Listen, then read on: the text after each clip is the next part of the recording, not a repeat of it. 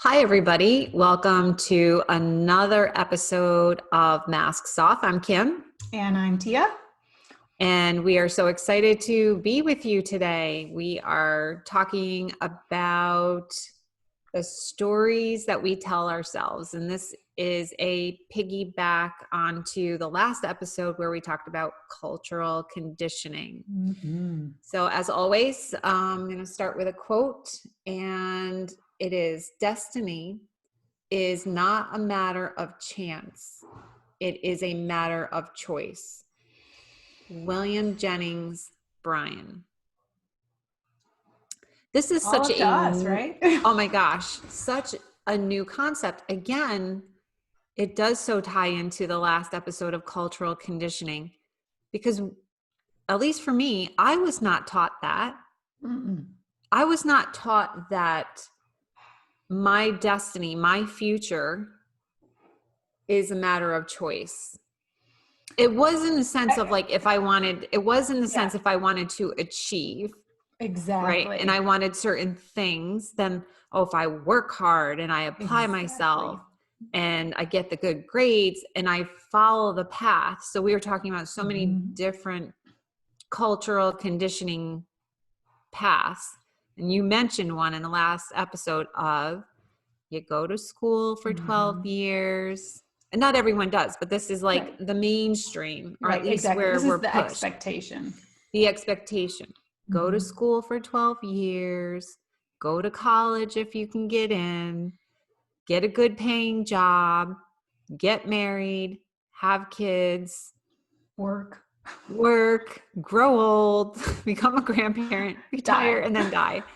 Actually, I wish I had pulled it up beforehand, and maybe we can share it in another episode. There's, and you may have seen it, an amazing video by Princey on that. I don't think so. I'll have to find it and see. Okay. And I wonder if we can put the link. We could probably put the link we can. in show notes for this one. And in that, he talks about it's the when this happens then.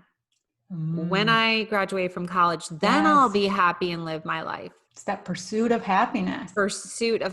When I graduate from college, when I start making X, Y, and Z, when I marry the right person, when I have a family, then I'll be okay. Then I'll be happy. When I retire, it just goes on and on and on. And that's the sad thing. Oh, and it's so sad to watch the video because it hits you in the heart of how true it is.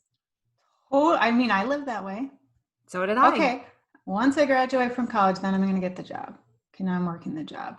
Okay, so now I'm supposed to find that person and get married. Oh, okay. Now I'm married. On my wedding day, I was asked, when are you having kids? And it's like, oh my goodness. Are you kidding me? On your wedding day. I'm sorry. At least at that moment I had the presence of, but it's still, it shows you how deep. Yeah. Oh, now that you've checked this box, you better hurry up and check the next box, because that is the story of your life that you're supposed to live. And it's like, how bad, because you're not in the present moment. We're trying to find this elusive thing that's not there. Exactly. And a lot of it does come back to what you mentioned. And I love that you keep saying about the expectations. And I'm sure this is no attack on grandparents or, right.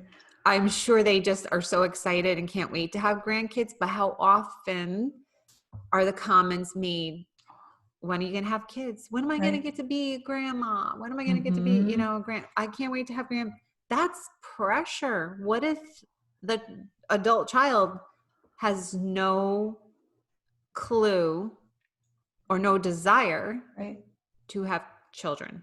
Or you get have granddaughters, and when are you giving me a grandson? Yeah. On the day they were born. I know. Don't even get me started. It's that, can we just appreciate what's here and what's the now? And I think what you just said too, it's like, well, what does the person want? It's not what I want or what society wants for you. What do you want? That's why I'm sure you've had those conversations with your kids. I have it still, when talking about their future, particularly around family, it comes up. Yeah. And I'm like, you don't have to have kids if you don't want them. Yeah. I know. Or get married.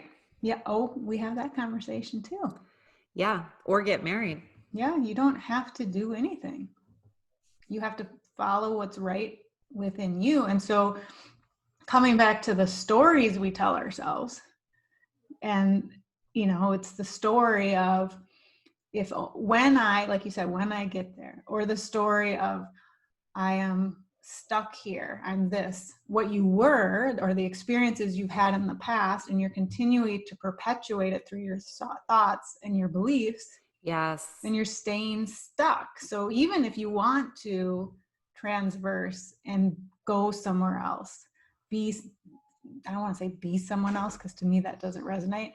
Return to who you are. Right. Or create a life that you really see yourself living.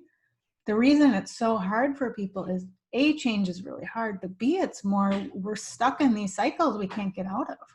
So the story of, oh, I'm not good enough. Oh, I am a victim, right? We talked about, I can't do something for me, the martyrdom. Wait, you mean eventually someday I'm going to be able to do what I want to do when the kids are out of the house, or when this happens, when, versus, you know what, you can also do something for yourself and take care of your family. You can take steps towards that. That's a big story for me. Me too. That one right there for sure. Yeah. And before I even share the story, I wanted to just bring in that I think sometimes, especially this was true for me, I don't know if we are always aware that we are playing out the story. Right? When I was young and when I got married and had kids, like maybe there were little nudges of, oh, this doesn't feel right. But I, again, was so conditioned at that point to override that gut instinct and do what was expected of me, or what I thought people wanted me to do. Yeah, I had no idea. I really wasn't fully aware that I was playing out a story. I'm only just learning that these stories are perpetuating my life. And there's so many different types of stories. So in regards to the one you were just talking about, like for me, as I shared in the last episode, you go to college and you make sure you get a degree in something that has a job that's worthwhile, and the job's out there, and it's a good paying job. So inside of me, I knew it wasn't the right path for me, but intellectually, because of everything I had been taught, I didn't question it. Because to me, I was like, well, when I question it, there's so much uncertainty and so much unknown. And what if I can't or I do follow my heart and I can't pay my bills? I know. Because I obviously was on my own, paying my own bills. And so what if I get a job and then I can't, or I get this degree and I can't find a job, and I'm, no disrespect, but working with a college degree at the gas station, which are all very valuable. Every job is valuable. Yes.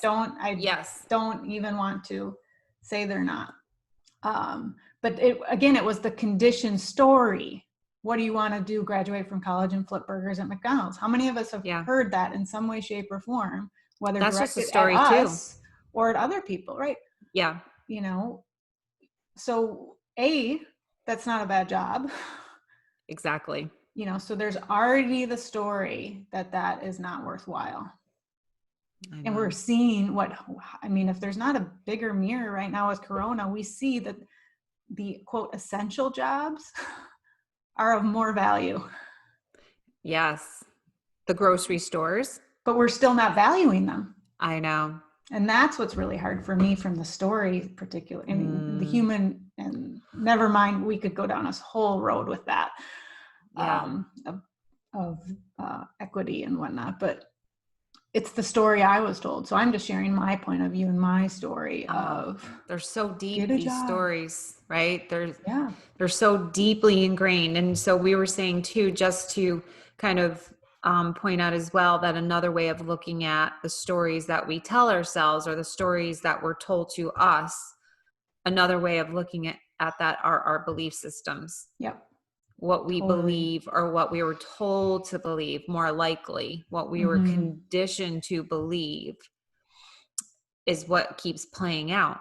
Right. And it keeps perpetuating our present moment, which then will dictate our future, which is why the quote, "Destiny is not a matter of chance, it is a matter of choice." Exactly. Right? Because we can stop those stories. We can stop the belief systems and change the belief systems by watching our thoughts, right? Totally. And change them in the moment.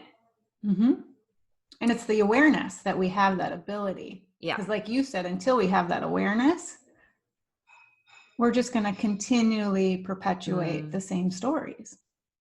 So how do we build that awareness? Because some people might be listening to this and say, well, okay, that's all well and good, everything you're saying. Well, how do I be aware? How can I be aware that this is happening?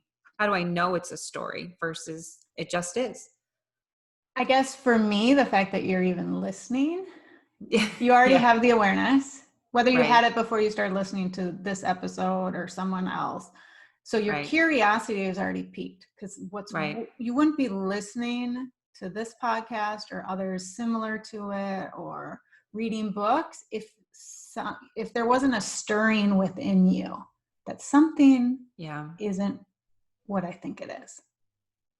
So right there, the awareness starts. So then it's, for me, how I explain it with clients and people I work with is just be curious, just watch, just observe. You don't have to have the answers. And in fact, I don't want you to have the answers. I just want you to notice. And I know you did this recently. It's also, I may give journal prompts. Yeah. Like, hey, here's a journal prompt, or even do automatic writing. Have you ever done that? The automatic writing? Is that where you just write and you don't stop it, like free writing, you just keep going? And usually when I have people do it in a group in particular, it's starting with a 2 or 3 words. So then you just repeat those, I think that X, I think that X, I think that X. And if nothing is coming up, I have them write over, I think that, I think that, I think that, I think that. Oh yeah. And then eventually just the process of writing and repetition, stuff is going to come out. I guarantee you. And the whole point of it is you just move that pencil as fast as you can and write whatever comes up without even noticing what you're writing. You just write it. And then when they're done, I have them read it and underline things that may, like, what's a pot? What literally made you go, that gasp, that light bulb moment, or even just, wow, that's interesting. I didn't even know that was within me. So then we can build off of that. And then they can start to explore their thoughts, their stories, their beliefs around that. And that inner wisdom starts to come up, because the world tells us all these things and creates all these stories in our head. But what is our truth inside? Not the truth about the other, not the truth about anything else, but what is your truth, rather than these stories that aren't really true for you. Or maybe they are. I mean, because some of those stories could very well be true for a person if they've been in that authenticity throughout. So I wouldn't even call it a story. It's just a truth. Because to me, a story is, we add layers to it, I guess. Exactly. No, I love what you're saying about that. And maybe like just one other way of recognizing, and that's huge, being curious and having, and like you said, to be here listening in the first place, you have some curiosity. And I think in addition to that, what I see a lot too with clients is that there's something that doesn't feel right in my life. Or I'm feeling off, or there's this pattern or behavior. And like for me, I've often shared if I'm overeating, or if I'm just feeling just down and crappy. And if it's repeating, Mm-hmm. that to me is a signal that there's something that's off. Yeah. And I think a way to identify that, just a really simple way to notice a story, is if we find ourselves going, why does this always happen to me? Yes. Oh, here we go again. It's happening again. Or why? gosh, Why? Yeah. Why am I always so lucky? This always happens. That's a place to start looking, because it's that continually to create those stories from our past that we're stuck on. So they're starting to repeat themselves in the present, and we're setting up energetically for them to repeat in the future until we start to break. Absolutely. Patterns. So why is this happening to me again? Go there. Be curious. So I can feel one within myself. Right now? Yeah. And I've shared parts of this before, in the podcast. And it's not maybe a complete story, but there's part of it, which is that, well, first of all, there's this story of put other people ahead of myself, right? That was a belief system that was instilled in me to put other people's needs ahead of my own. So sacrifice, martyr, so on and so forth. And then just as moms, we naturally do that. And then as a stay-at-home mom, even more so, right? It's even magnified even more that put my kids first. Yep. And while I look back on it, I don't regret for a minute that I stayed home and that I was available for them. But I have shared before too, where I have lost myself as well. And I didn't know how to keep that balance or boundary of still being me. Right. I just really completely got caught in the storyline of being mom. And, again, it served its purpose. But now, like, I'm really struggling with, as they're young adults now. Right. And I'm really wanting both. And I really feel inside me, because as I'm getting in alignment with my values. Yes. Inner and outer. Your inner and outer are syncing up.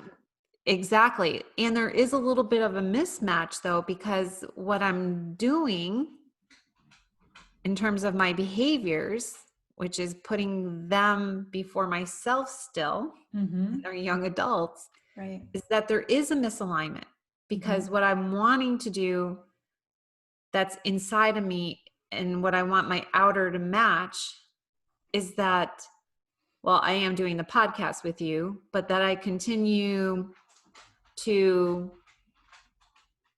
spend time on working my business and growing and just being me, being independent, being autonomous.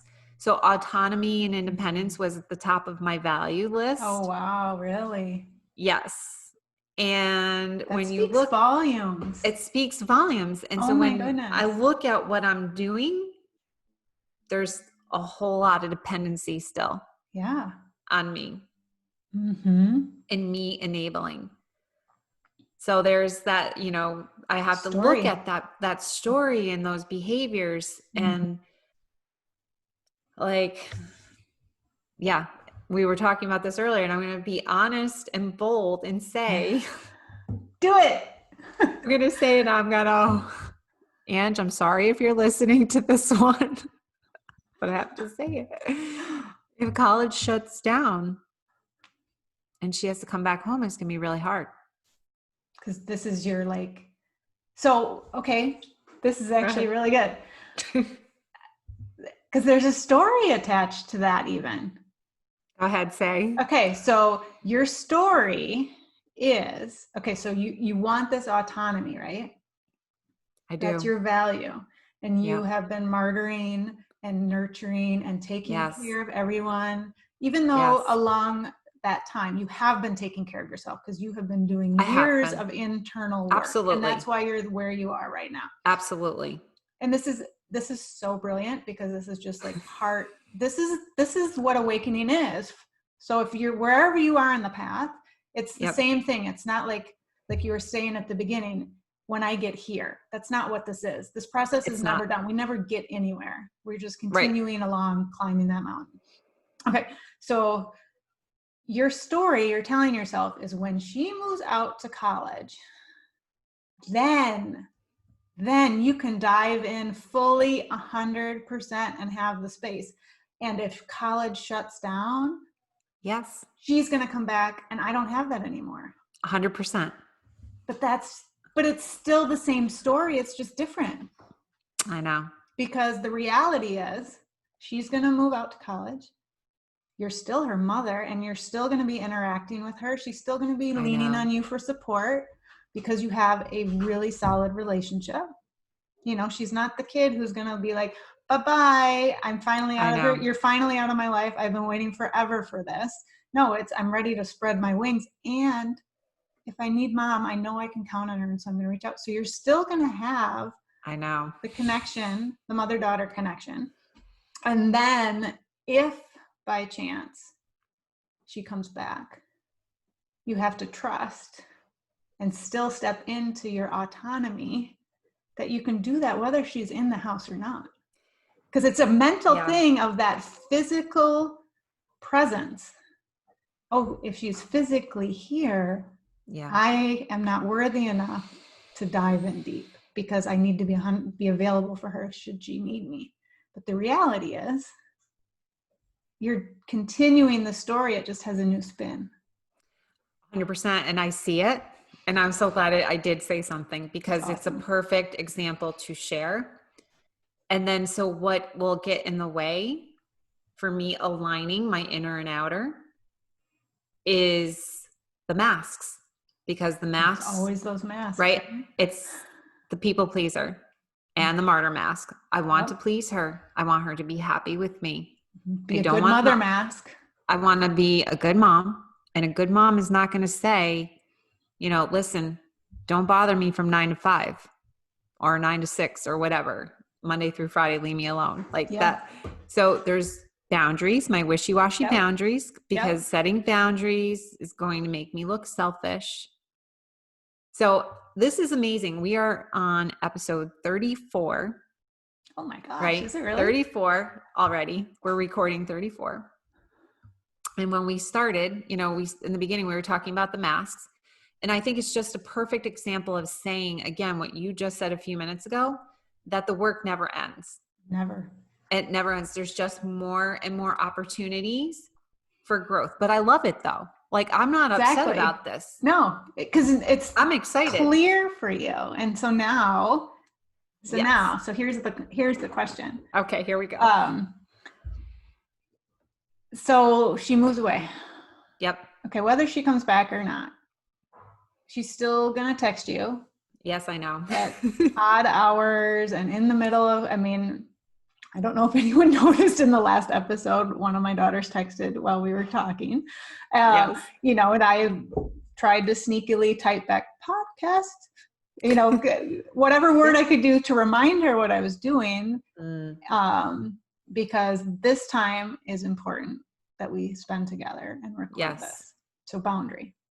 Okay, so and I've had kids, you know, text me during clients, or they've been, you know, because they're home. One is moving out this weekend. Same thing. She already said, if it gets crazy, Mom, I'm coming home. Where I've got to retrain my thoughts here. So, so I've had similar thoughts, as you know, and I've been through this already because I had both out of the house and they came back, and it was a process to start to learn, and I still have work to do around it. Don't get me wrong. I still have plenty of peeling and on layers. But so what happens if she starts texting you a lot? Like, let's say she has a crazy week and you want to be there for her, as you should. And you have your ideas of what you want to create for work that week. And when that intersection comes, it's just something to notice, you know, or she comes back and it's like, hey, I'm super glad you're safe and you're home. We need to establish, you have classes, I have work, and it's important that we both focus on this. So here's what I think my schedule is going to look like, you know, whatever that is. And then just continuing to step into what you want to manifest and not fall back into those stories. Yeah. And it's so brilliant, like you said, and that you even just brought that up, because I literally this morning had that conversation with myself. And I was very aware of that there is a strong possibility that she could come back. And I felt my anxiety because I want to please, and I don't want to set the boundaries. And yet I know doing both of those things, when we've talked about this in so many episodes, doing both is amazing for my growth. Yeah. And for hers. Ding. Ding, right? Setting boundaries is amazing for mine and for hers, because it teaches her that if she is in a crisis moment and mom's doing a session and my phone is on airplane mode and she can't reach me, I'm going to have to figure this out on my own, and I'm going to be okay. And that's in the situation whether she stays or she comes home. Exactly. Either way, I mean, obviously she comes, storming in the door. And I'm also okay with if there, she's truly hurt or something is a true emergency. I'm okay with putting the business aside and saying to a client, I'm really sorry, I have a family emergency right now. I need to go. We'll reschedule. Yep. Like, that's okay. But that's not really what we're talking about. It's more the dependency of she just is in a moment and she just is accustomed to me supporting her. And which is awesome and amazing that we have that. And for my growth and for me being able to shine my light and continue, I need to do the business. I want to do the business because I want to be autonomous and independent. It's a value, and I want to grow. Have to do it. So I will have to check in with you guys. I was going to say, this is going to be amazing, because it's going to, for anyone who's been in this position, and I think any parent has this challenge, especially parents who've had to transition to working at home. My goodness. Think about that. Yeah. So I think this is a really relevant area that a lot of people are struggling with. Whether it's in the same, it's no path is the same, but either way, it's a challenge. And so how do we balance? But like you said, we've talked about boundaries before, and it's such an important piece. Such an important piece. And I really think that's awesome that you brought that up, because right now with coronavirus and more parents are having to work from home and their kids are doing school from home where they're not used to that. If you have been a working mom, working dad outside the home and your children have been going off to school, there's enough to manage just when they come home or after sports. Now you're in the house together all the time and you're not used to that. So I really feel for people that have been working and now have to work from home and how to set boundaries and restructure that. And how that's challenging. Yeah. And to add another layer, we have young adult children. Yes. Who can fend for themselves, and whether or not, so this is all going to be new for Angela, but she would have to fend for herself in the dorm. So she comes home. Yes. And that's when they came home in March. It was like, we'll have dinner together, but this is going to be, I'm going to do my best, and it wasn't 100% by any means, but I'm going to do my best. But they always made breakfast and lunch and fended for themselves. So we're going to do our best to try to allow you your autonomy and growth to spread your wings. So it would be the same thing. Should she come home, it's like, hey, I want you to continue to develop the skills as best you can in a home situation, because it's never the same. Right. But for parents who have younger kids who are you're not able to just shut the door and say, don't bother me from 9 to 5. That's not an option. You're constantly being interrupted. You can't, how do you balance that? Oh my gosh, we're talking about the stories we create, and here we're talking about this. It's so funny. I know, we're creating a story. But it's an interesting thing to think about, It is. So. And not to say that it's not challenging at all and take that away, because I don't know how I would be feeling if I were in that position right now. And there's an and. Because there's the real, it's real. That is the as is. That's real. Yeah. That is the as is. Right. Yeah. And just like and again, it's not to minimize anyone's experience at all. And I'm just thinking about Shafali in one of her talks where she was talking about people that have lost their jobs through coronavirus. And it is completely devastating, I'm sure. I can't even imagine. And now what? We've talked about this in the co-creation. We talked about the person, who was raped, or the person, or, the city that had a tsunami or an earthquake or whatever. Like, life will happen. And this is the as is. Now you are working from home and you have young children. And now what? How do you want to respond? What story are you creating around this situation? Absolutely. So that's how the stories we create comes in. So whether you're now working from home with little ones or elementary, and now all of a sudden you thought your kids were going to school at least for a couple days a week, and now they're not, whatever. So what are you saying? Why does this always happen to me?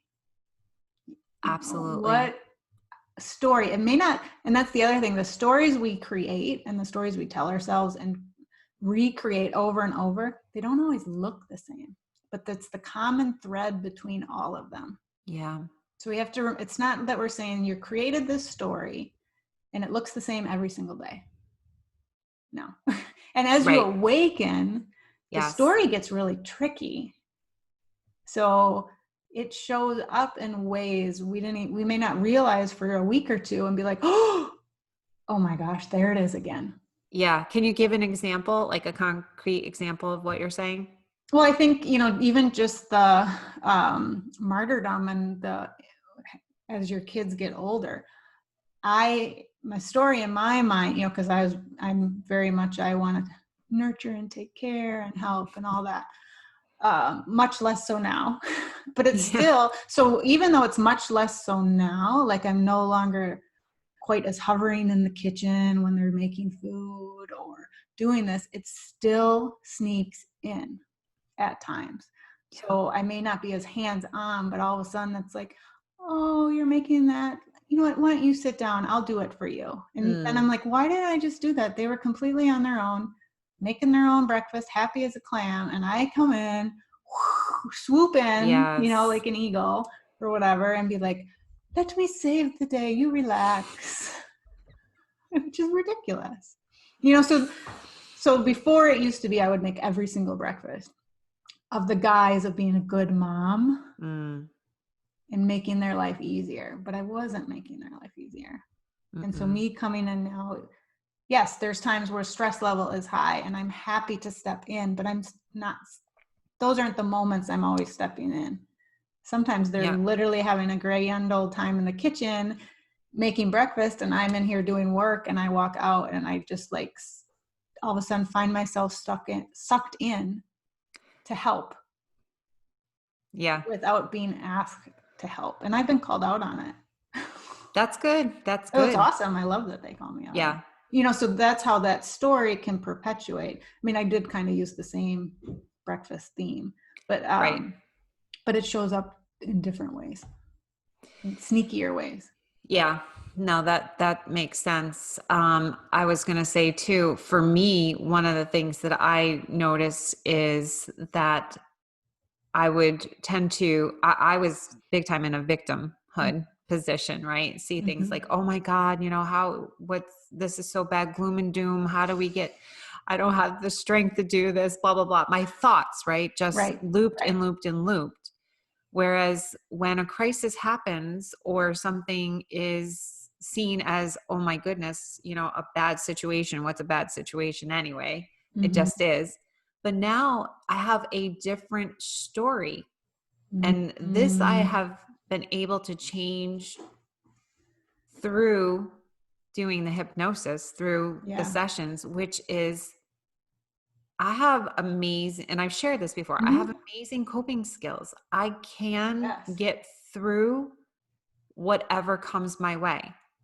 And that is not a story that I had before. The story was, oh my goodness, I'm going to crumble. Crawl under the covers. Crawl under the covers.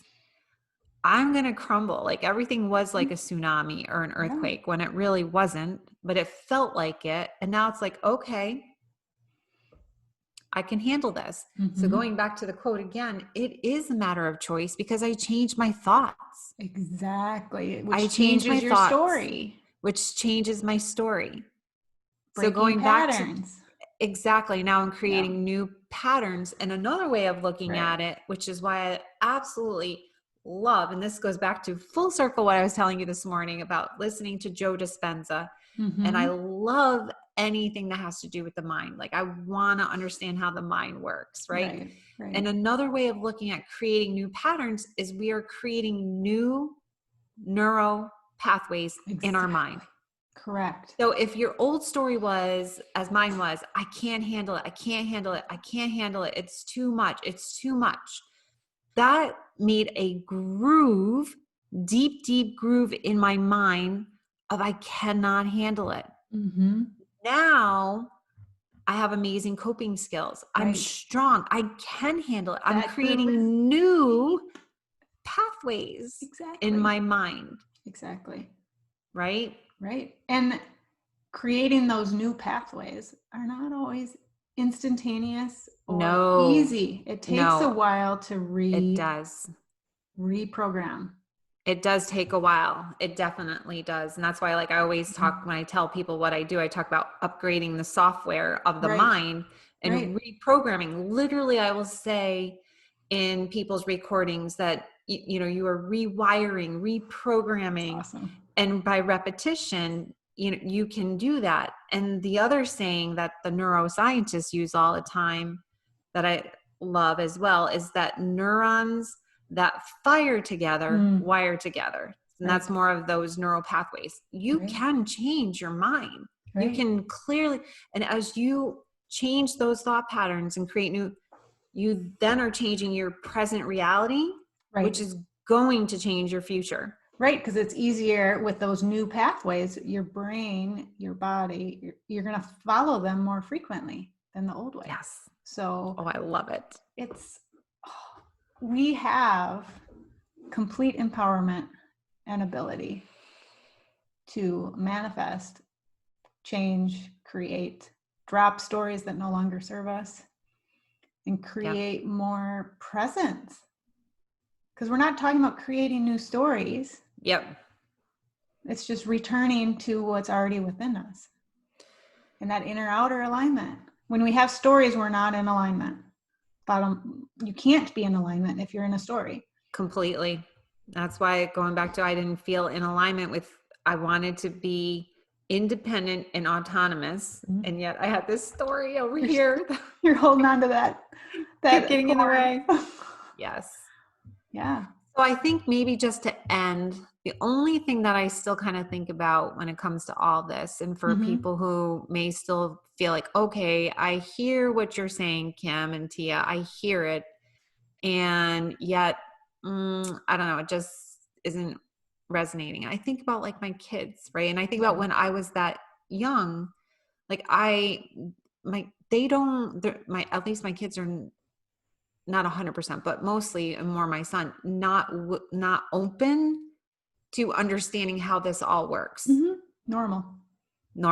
So it just is what it is. It'll happen when it needs to happen. Right. There's so much brain development, and physiologically, it's a small bit of people in that age group who are ready.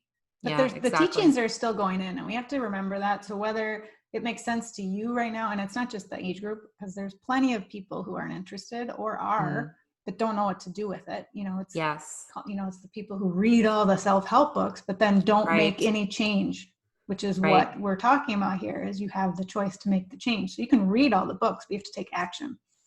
You have to, however that looks for you, whether it's having a hypnosis session to start getting that momentum to go or whatever. But so meditation is another pathway. There's so many. So you have to find what works for you.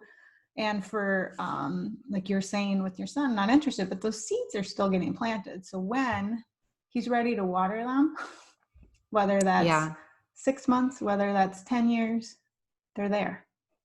Exactly. And he's seeing it in you. You're modeling it. And for the people, like you mentioned, there are many adults. I have many family members that this is not even on their radar, and they just continue to play out their stories. And you know what? Maybe that's okay too. Maybe in this lifetime, they weren't meant to change their story. And it's not up to us. Yeah. I think what we're putting out there is that if you have an awareness and you have a desire to want things to be different, and you can take a look and recognize at your stories, then this can help you. Exactly. Yeah. Exactly. And we are happy to help you along that path as well. Absolutely. Right. So again, we always say, you know, if you have questions, you can email us at, I should write this down. Podcast masks off at Gmail. It's in the show notes. It's in the show notes. Exactly. Yeah. So you can always email us, or if you have even topics that you want to hear about, or just questions about anything we're saying or how we might be able to help you, please reach out. Definitely. Not meant to do this alone. Absolutely. So have a great day, everybody. We hope you enjoyed or appreciated or even took one little tidbit from this conversation. That's right. I enjoyed it. Me too. I was so look excited. Forward to seeing how this all evolves as we navigate fall. I feel like I'm getting so much therapy out of it. Thank you. Thank you. Have a good day, everybody. Bye.